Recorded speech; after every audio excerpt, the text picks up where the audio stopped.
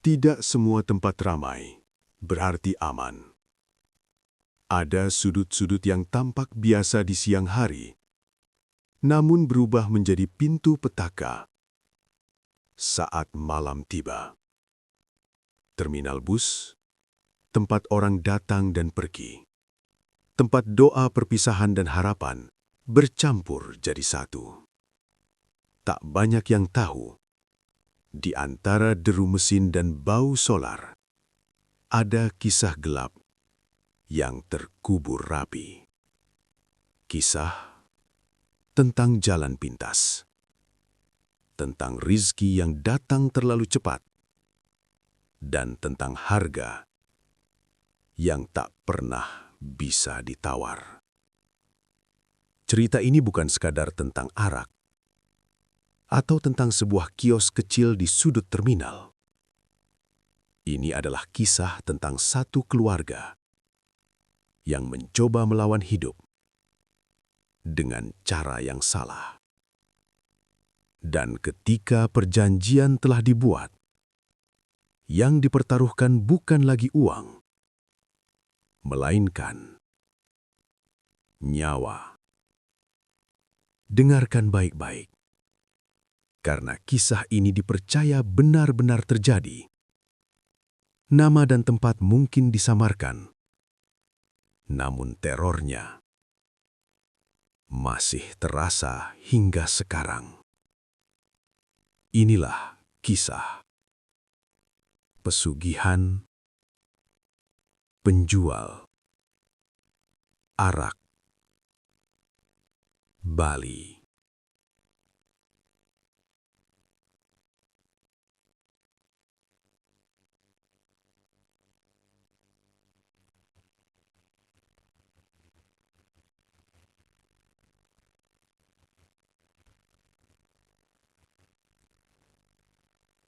Terminal bus Purwakarta tak pernah benar-benar tidur.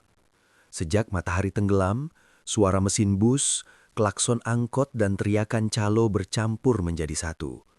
Bau solar, asap rokok dan peluh manusia menempel di udara. Di sudut terminal yang agak gelap, dekat jalur keluar masuk bus antar kota, berdirilah sebuah kios kecil beratap seng, tempat Pak Kusnadi menggantungkan hidupnya. Pak Kusnadi baru menginjak usia 30 tahun. Tubuhnya kurus, kulitnya gelap terbakar matahari, dengan mata yang selalu tampak lelah.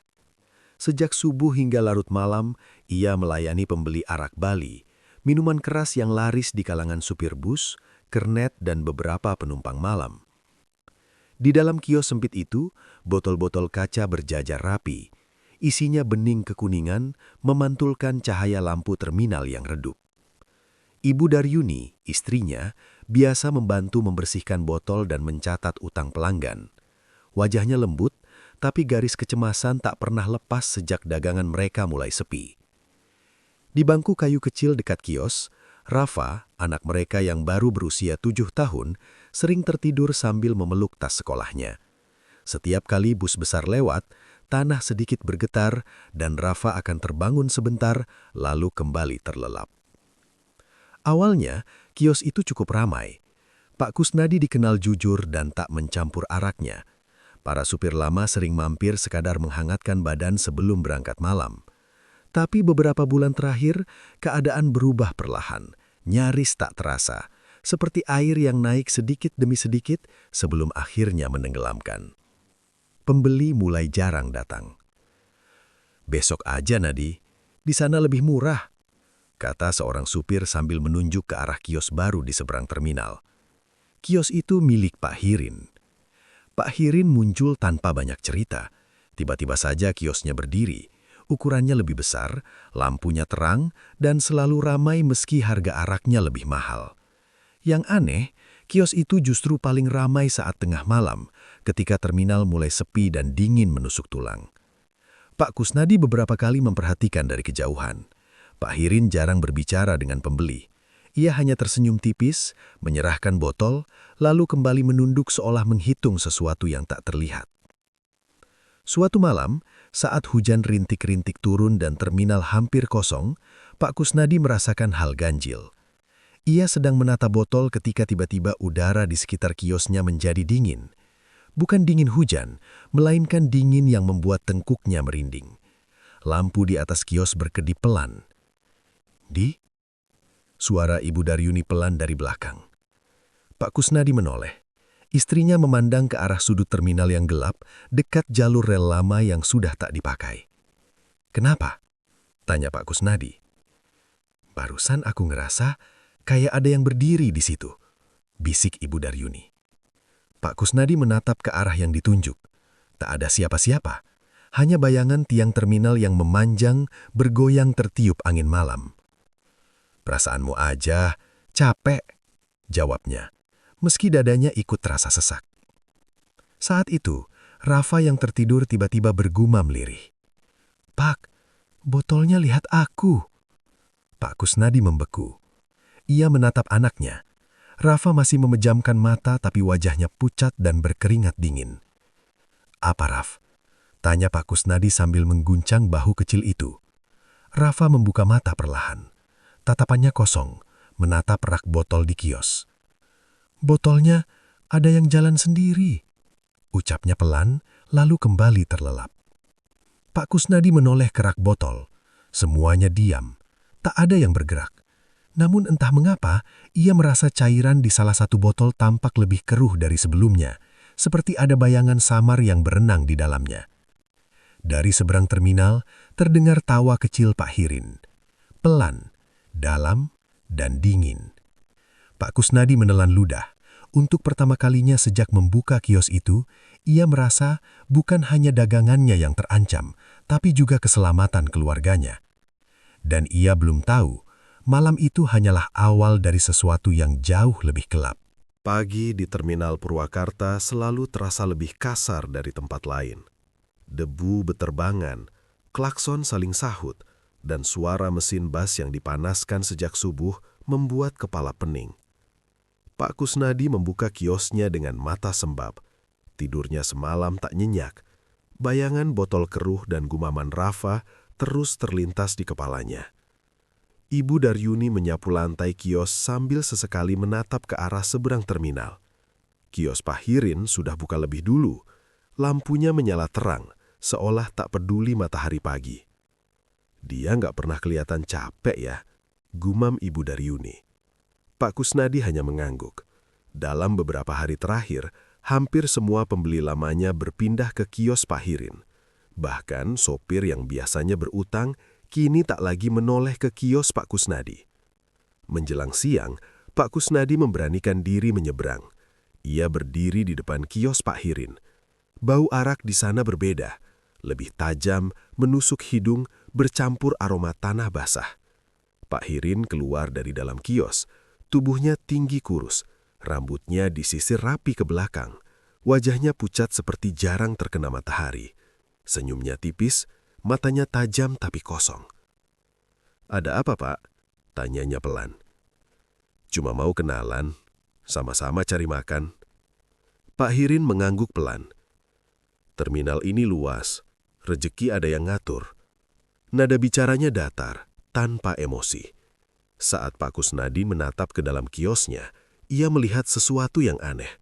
Di bawah rak botol, ada bekas tanah hitam yang belum kering, seperti baru disiram air. "Maaf, Pak." Pak Kusnadi menunjuk ke lantai. "Itu kenapa?"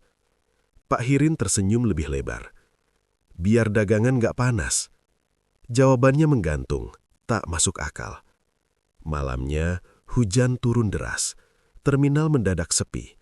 Pak Kusnadi bersiap menutup kios lebih awal, namun kios Pak Hirin justru makin ramai. Banyak pembeli datang dengan wajah pucat, seperti orang mengantuk berat. Mereka minum arak di tempat, meneguk tanpa berbicara, lalu pergi tergesa. Pak Kusnadi memperhatikan dari jauh.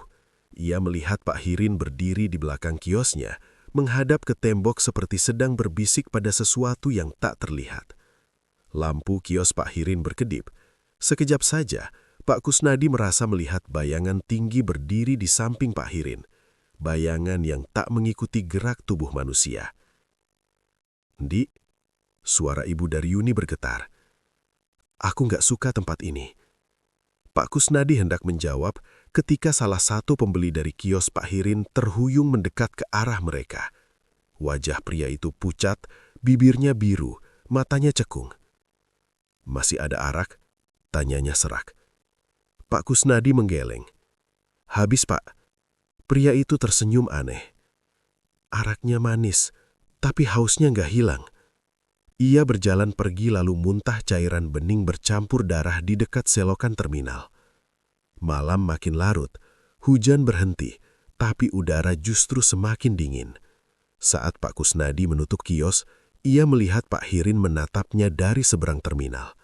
Tatapan itu lama, dalam, seolah menimbang sesuatu. Keesokan harinya, kabar mengejutkan menyebar di terminal. Seorang kernet ditemukan pingsan di bangku tunggu, tubuhnya lemas seperti kehilangan cairan. Di dekatnya, tergeletak botol arak dari kios Pak Hirin. Isinya kosong, tapi bagian dalamnya berlumur sesuatu berwarna kehitaman. Pak Kusnadi berdiri kaku mendengar cerita itu. Dadanya berdebar keras. Ia mulai sadar, Pak Hirin bukan sekedar pesaing. Sejak kejadian kernet pingsan itu, Terminal Purwakarta berubah terasa asing bagi Pak Kusnadi. Setiap sudut seolah menyimpan tatapan. Suara langkah kaki di malam hari terdengar lebih dekat dari seharusnya, meski tak ada orang lewat. Dagangan Pak Kusnadi makin sepi. Botol-botol arak di kiosnya tetap penuh, berjejer rapi, tak tersentuh. Setiap botol seolah menertawakannya dengan kilap kaca yang dingin. Uang simpanan menipis. Utang ke pemasok mulai menumpuk. Di rumah kontrakan kecil mereka, Ibu Daryuni sering terbangun tengah malam. Ia bermimpi berdiri di terminal yang gelap, dikelilingi botol arak yang meneteskan darah. Dari dalam botol itu, tangan-tangan hitam meraih pergelangan kakinya. "Di, aku capek," ucapnya suatu malam sambil menangis pelan. "Aku ngerasa kayak ada yang nempel terus." Pak Kusnadi tak tahu harus menjawab apa. Ia hanya memeluk istrinya, meski di dalam hatinya sendiri tumbuh ketakutan yang sama. Rafa pun berubah. Anak itu jadi pendiam. Ia jarang bermain, lebih sering duduk memandangi botol arak kosong yang dibawa Pak Kusnadi pulang untuk dicuci. Suatu sore, Rafa tiba-tiba bertanya tanpa menoleh, "Pak, kalau orang minum terus, bisa hilang nggak?" "Hilang gimana?" tanya Pak Kusnadi. "Kayak isinya dipindahin ke botol." Pak Kusnadi merinding. Ia merebut botol dari tangan Rafa dan menyuruhnya masuk kamar. Sejak itu, ia tak lagi membiarkan anaknya dekat-dekat kios. Malam Jumat Kliwon datang. Terminal lebih sepi dari biasanya. Angin berembus dingin, membawa bau tanah basah meski tak hujan. Pak Kusnadi bersiap menutup kios lebih awal ketika seorang lelaki tua muncul dari arah parkiran bus. Jalannya pincang, pakaiannya lusuh, topinya menutupi separuh wajahnya. "Dagangan sepi ya?" suara lelaki itu serak, seperti gesekan pasir. Pak Kusnadi menoleh. "Biasa, Pak, namanya juga usaha." Lelaki itu tertawa kecil. "Bukan biasa, kau lagi diambil rezekinya." Pak Kusnadi terdiam. Lelaki tua itu mendekat, menatap botol-botol arak di kios. Matanya berkilat aneh. Arak itu cuma cairan, tapi bisa jadi pengikat. "Pengikat apa?" tanya Pak Kusnadi. Suaranya nyaris berbisik. "Rezeki, nyawa, janji." Jantung Pak Kusnadi berdetak keras. "Apa maksud Bapak?" Lelaki itu menoleh ke arah kios Pak Hirin yang lampunya masih menyala terang di kejauhan. Dia sudah lebih dulu bayar. Pak Kusnadi merasa lututnya lemas. "Kalau kau mau ikut, aku tahu caranya. Cepat, bersih, daganganmu bakal laku, kiosmu nggak bakal sepi lagi." "Apa bayarnya?" tanya Pak Kusnadi tanpa sadar. Lelaki tua itu tersenyum memperlihatkan gigi yang hitam dan jarang. "Awalnya kecil, darah. Setelah itu, yang kau cintai." Angin malam tiba-tiba berhenti. Terminal terasa sunyi, seolah dunia menahan nafas. Pak Kusnadi mundur selangkah. "Saya nggak mau." Lelaki tua itu mengangguk pelan seolah sudah menduga. Belum sekarang, tapi kau akan datang. Ia berbalik, berjalan pincang menuju jalur rel lama. Dalam beberapa langkah, tubuhnya seakan menyatu dengan bayangan, menghilang begitu saja. Pak Kusnadi berdiri gemetar. Saat ia menutup kios dan hendak pulang, ia menemukan sesuatu di rak botol. Satu botol arak yang tak pernah ia bawa. Isinya bening, tapi di dasarnya terdapat gumpalan merah kehitaman, seperti darah mengendap. Di leher botol itu, terikat sehelai benang hitam. Dan di rumah malam itu, Rafa tiba-tiba menjerit dalam tidurnya. "Pak, jangan minum itu." Pak Kusnadi bangun dengan keringat dingin. Ia tahu, jalan pintas itu kini sudah menemukan jalannya menuju dirinya. Sejak malam jeritan Rafa itu, Pak Kusnadi tak lagi bisa berpura-pura bahwa semua akan baik-baik saja. Wajah anaknya pucat setiap bangun tidur, matanya selalu cekung seperti kurang tidur. Ibu Daryuni makin sering melamun, duduk lama menatap dinding tanpa suara. Dan kios itu semakin sepi. 3 hari berlalu tanpa satupun pembeli tetap. Uang di laci tinggal recehan. Pemasok arak mulai menagih dengan nada tinggi. Pak Kusnadi hanya bisa mengangguk, menahan malu. Pada malam keempat, lelaki tua pincang itu kembali muncul. Ia berdiri tepat di depan kios, tanpa suara langkah. Lampu kios tiba-tiba redup, lalu menyala kembali. "Kau sudah siap," katanya pelan. Pak Kusnadi menggenggam tangan. Apa benar ini satu-satunya cara? Lelaki tua itu menatapnya lama. Rezeki tak datang ke orang ragu. Tanpa banyak kata, Pak Kusnadi menutup kios lebih awal. Ia mengikuti lelaki tua itu, melewati bagian terminal yang jarang dilewati orang, melewati gudang bus terbengkalai, hingga tiba di bangunan lama dekat jalur rel mati. Udara di sana pengap dan lembab. Bau tanah basah bercampur amis. Di lantai tanah, sudah tergambar lingkaran dengan simbol aneh, terbuat dari arang dan cairan hitam. "Masuk," kata lelaki tua itu. Di tengah lingkaran, ada baskom tanah, sebotol arak Bali, dan seekor ayam cemani yang masih hidup. Ayam itu meronta pelan seolah tahu apa yang akan terjadi. "Kau hanya perlu ikuti," ucap lelaki itu. Tangan Pak Kusnadi gemetar saat ia memegang botol arak. Cairannya terasa dingin, jauh lebih dingin dari suhu malam. "Tuangkan." Pak Kusnadi menuangkan arak ke tanah. Cairan itu langsung meresap dan tanah berdesis pelan, seperti sesuatu yang haus. "Sekarang darah," bisik lelaki tua itu. Ayam itu disembelih, darahnya ditampung, lalu dicampur dengan sisa arak. Bau amis menusuk hidung hingga membuat Pak Kusnadi mual. Lelaki tua itu menggores jari Pak Kusnadi dengan pisau kecil. Setetes darah jatuh ke campuran itu. "Ucapkan," perintahnya. Pak Kusnadi menelan ludah, lalu mengucap janji. Janji tentang kesetiaan, tentang berbagi hasil, tentang memberi apapun yang diminta bila waktunya tiba. Saat janji itu terucap, angin kencang tiba-tiba berhembus. Api lilin di sudut ruangan padam. Dari tanah terdengar suara seperti napas panjang. Bayangan hitam muncul di dalam lingkaran. Bentuknya tak jelas, tinggi, berlendir, dengan kepala terlalu besar. Bau arak bercampur bangkai menyebar memenuhi ruangan. Makhluk itu mendekat. Suaranya masuk langsung ke kepala Pak Kusnadi. "Kau akan laku, tapi ingat, aku minum lebih dulu." Makhluk itu menyentuh tanah yang basah oleh arak dan darah. Cairan itu menghilang, terserap habis. Lelaki tua itu mundur. "Sudah," katanya, "besok kiosmu ramai." Pak Kusnadi keluar dengan langkah gontai.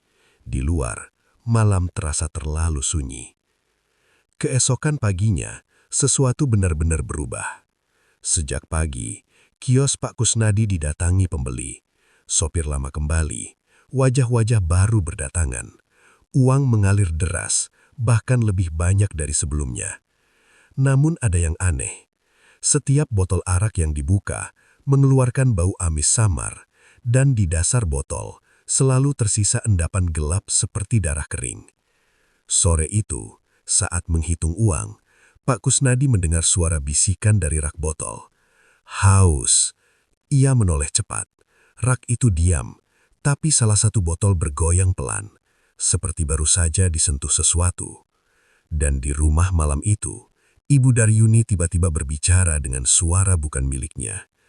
Kurang, aku masih lapar. Pak Kusnadi tersentak. Ia sadar, ritual itu memang berhasil. Tapi, sesuatu telah ikut pulang bersamanya. Kios Pak Kusnadi tak pernah seramai ini. Sejak pagi hingga larut malam, pembeli datang silih berganti. Sopir bus, kernet, bahkan orang-orang yang tak pernah terlihat sebelumnya ikut mengantri. Uang kertas menumpuk di laci, receh berceceran di lantai kios. Untuk pertama kalinya, Pak Kusnadi tak perlu lagi menagih atau berutang. Namun kegembiraan itu terasa hambar. Setiap pembeli minum arak dengan cara yang aneh. Mereka menenggak cepat, menunduk, lalu pergi tanpa banyak bicara. Beberapa meninggalkan tetesan cairan bening di dagu, yang saat jatuh ke tanah mengeluarkan bau amis seperti darah segar. Ibu Daryuni membantu di kios, tapi wajahnya makin pucat. Tangannya sering gemetar saat mencuci botol. Suatu sore, ia terdiam lama di depan ember, memandangi air cucian yang berubah kemerahan. "Di, airnya kok begini?" tanyanya pelan. Pak Kusnadi menunduk.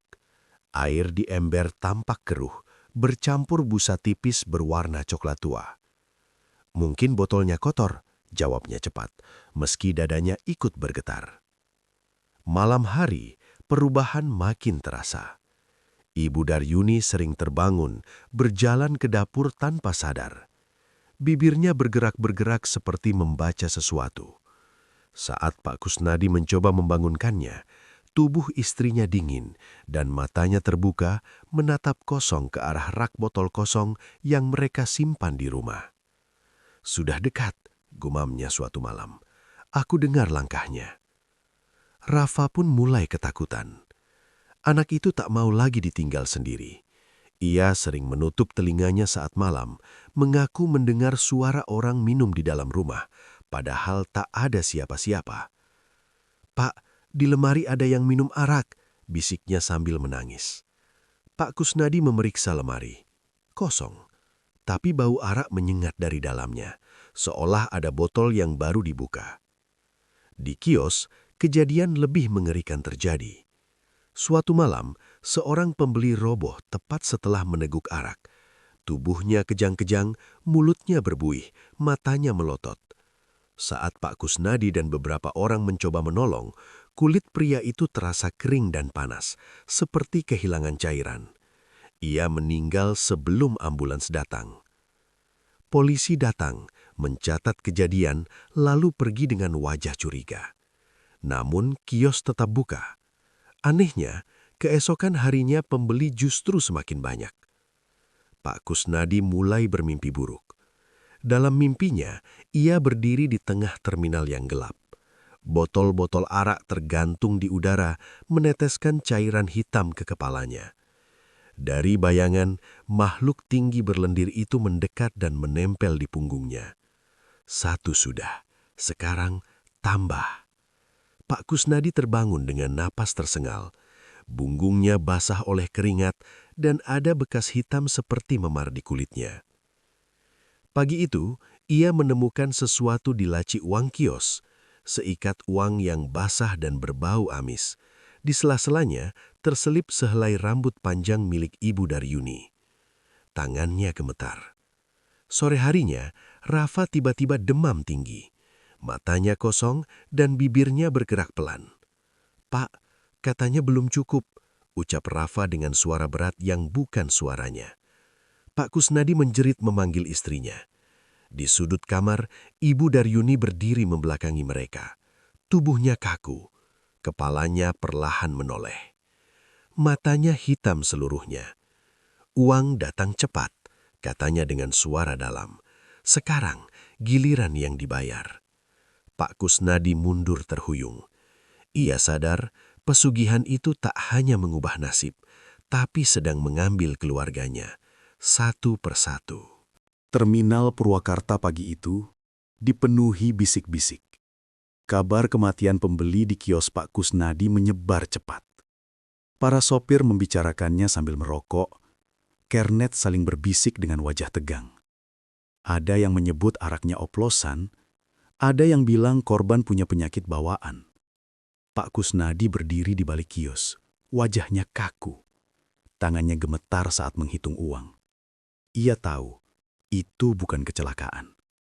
Makhluk itu sudah mulai menagih.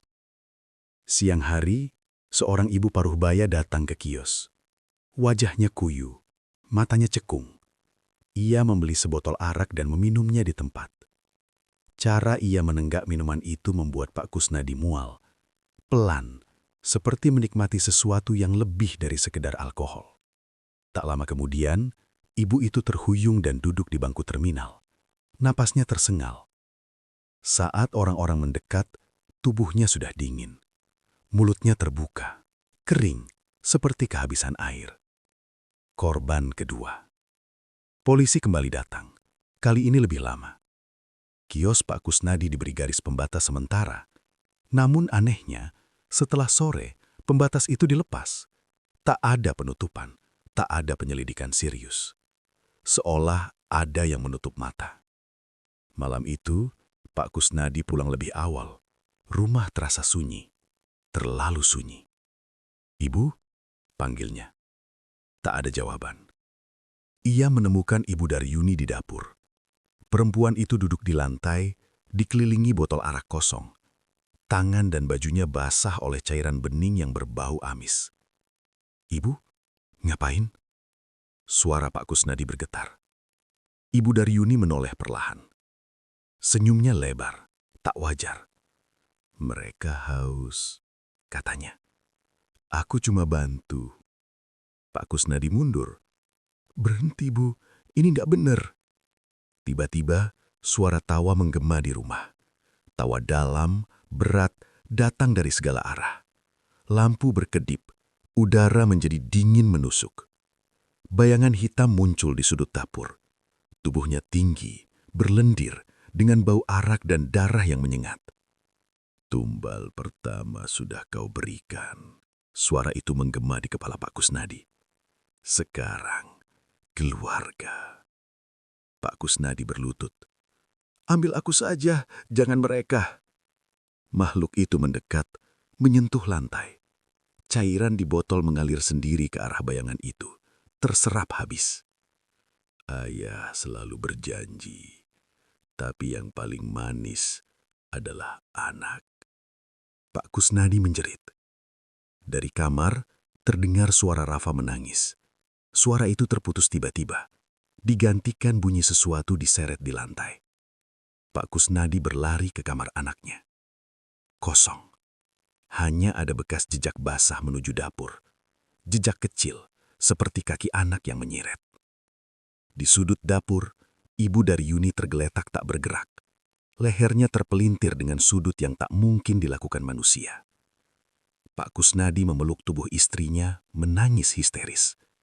Di lantai, tergeletak botol arak terakhir. Isinya kini merah pekat. Dari dalam botol itu, terdengar suara Rafa berbisik lemah. "Pak, aku dingin." Pak Kusnadi menjerit sekuat tenaga. Kios Pak Kusnadi tak pernah seramai ini. Sejak pagi hingga larut malam, pembeli datang silih berganti. Sopir bus, kernet, bahkan orang-orang yang tak pernah terlihat sebelumnya ikut mengantri. Uang kertas menumpuk di laci, receh berceceran di lantai kios. Untuk pertama kalinya, Pak Kusnadi tak perlu lagi menagih atau berutang. Namun kegembiraan itu terasa hambar. Setiap pembeli minum arak dengan cara yang aneh. Mereka menenggak cepat, menunduk, lalu pergi tanpa banyak bicara. Beberapa meninggalkan tetesan cairan bening di dagu, yang saat jatuh ke tanah mengeluarkan bau amis, seperti darah segar. Ibu Daryuni membantu di kios, tapi wajahnya makin pucat. Tangannya sering gemetar saat mencuci botol. Suatu sore, ia terdiam lama di depan ember, memandangi air cucian yang berubah kemerahan. "Di, airnya kok begini?" tanyanya pelan. Pak Kusnadi menunduk. Air di ember tampak keruh, bercampur busa tipis berwarna coklat tua. "Mungkin botolnya kotor," jawabnya cepat, meski dadanya ikut bergetar. Malam hari perubahan makin terasa. Ibu Daryuni sering terbangun, berjalan ke dapur tanpa sadar. Bibirnya bergerak-gerak seperti membaca sesuatu. Saat Pak Kusnadi mencoba membangunkan, tubuh istrinya dingin dan matanya terbuka, menatap kosong ke arah rak botol kosong yang mereka simpan di rumah. "Sudah dekat," gumamnya suatu malam. "Aku dengar langkahnya." Rafa pun mulai ketakutan. Anak itu tak mau lagi ditinggal sendiri. Ia sering menutup telinganya saat malam, mengaku mendengar suara orang minum di dalam rumah, padahal tak ada siapa-siapa. "Pak, di lemari ada yang minum arak," bisiknya sambil menangis. Pak Kusnadi memeriksa lemari. Kosong, tapi bau arak menyengat dari dalamnya, seolah ada botol yang baru dibuka. Di kios, kejadian lebih mengerikan terjadi. Suatu malam seorang pembeli roboh tepat setelah meneguk arak. Tubuhnya kejang-kejang, mulutnya berbuih, matanya melotot. Saat Pak Kusnadi dan beberapa orang mencoba menolong, kulit pria itu terasa kering dan panas, seperti kehilangan cairan. Ia meninggal sebelum ambulans datang. Polisi datang, mencatat kejadian, lalu pergi dengan wajah curiga. Namun kios tetap buka. Anehnya, keesokan harinya, pembeli justru semakin banyak. Pak Kusnadi mulai bermimpi buruk. Dalam mimpinya, ia berdiri di tengah terminal yang gelap. Botol-botol arak tergantung di udara, meneteskan cairan hitam ke kepalanya. Dari bayangan, makhluk tinggi berlendir itu mendekat dan menempel di punggungnya. "Satu sudah," bisiknya. "Sekarang tambah." Pak Kusnadi terbangun dengan napas tersengal-sengal. Punggungnya basah oleh keringat, dan ada bekas hitam seperti memar di kulitnya. Pagi itu, ia menemukan sesuatu di laci uang kios. Seikat uang yang basah dan berbau amis. Di sela-selanya, terselip sehelai rambut panjang milik Ibu Daryuni. Tangannya gemetar. Sore harinya Rafa tiba-tiba demam tinggi. Matanya kosong dan bibirnya bergerak pelan. "Pak, katanya belum cukup," ucap Rafa dengan suara berat yang bukan suaranya. Pak Kusnadi menjerit memanggil istrinya. Di sudut kamar, Ibu Daryuni berdiri membelakangi mereka. Tubuhnya kaku. Kepalanya perlahan menoleh. Matanya hitam seluruhnya.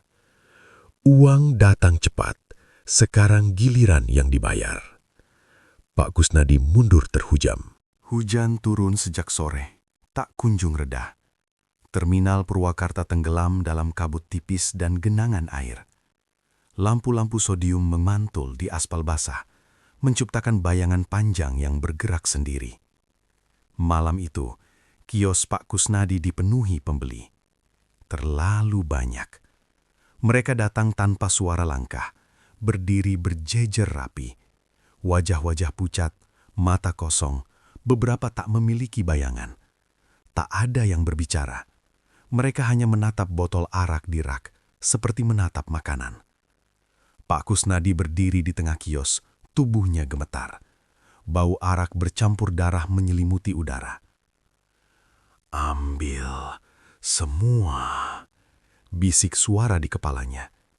Satu persatu, botol di rak bergetar, tutupnya terbuka sendiri.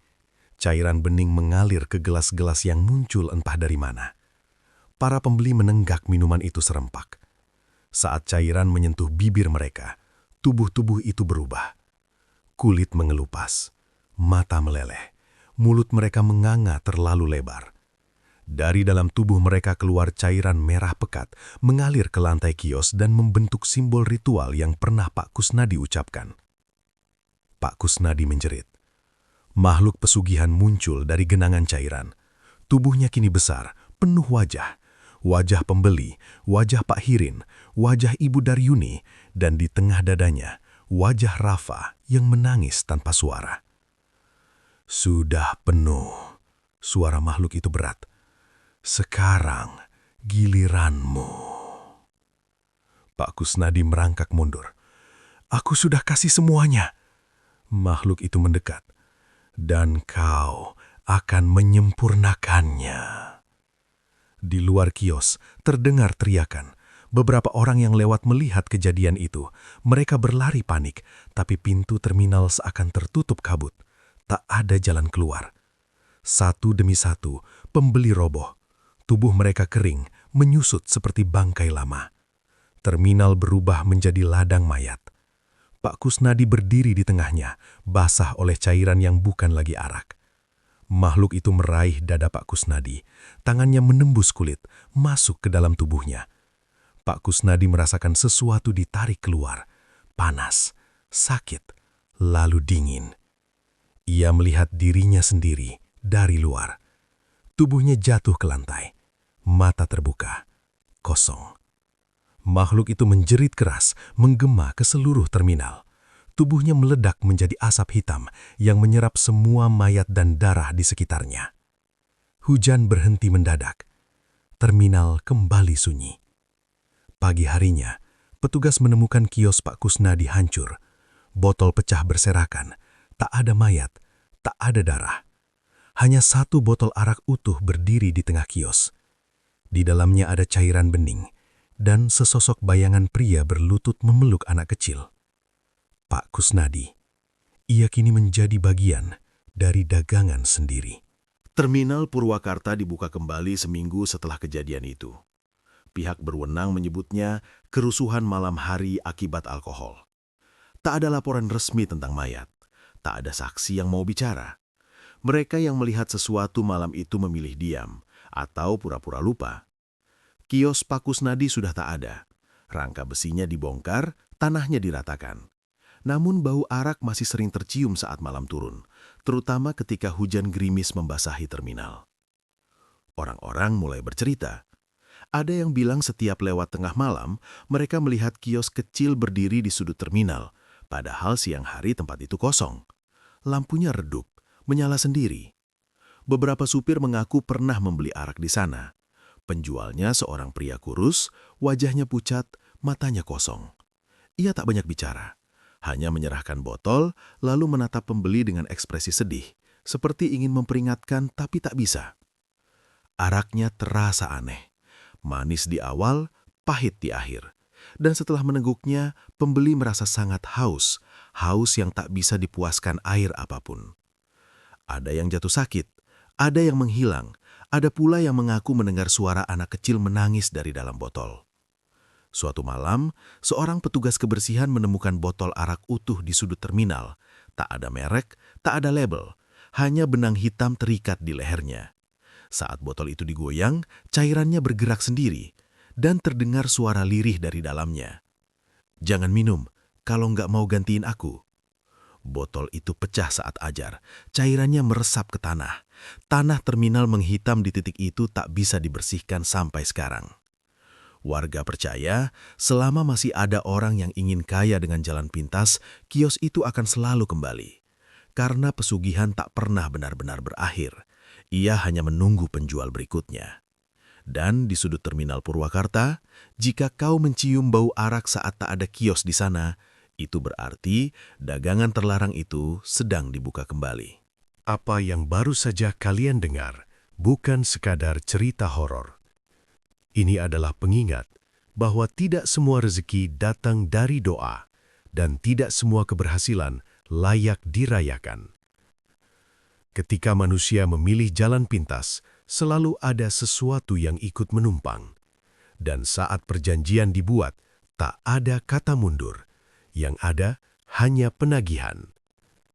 Kisah Pak Kusnadi dan kios araknya belum benar-benar berakhir. karena apa yang telah dibangunkan tak akan tidur begitu saja. Di bab berikutnya, teror akan semakin dekat, korban akan semakin jelas, dan harga yang harus dibayar tak lagi bisa ditunda. Jika kalian mendengar bisikan atau mencium bau arak di tempat yang seharusnya kosong, jangan menoleh terlalu lama, karena mungkin cerita ini sedang mencari pengganti berikutnya. Sampai jumpa di bab selanjutnya, jika kalian berani melanjutkan.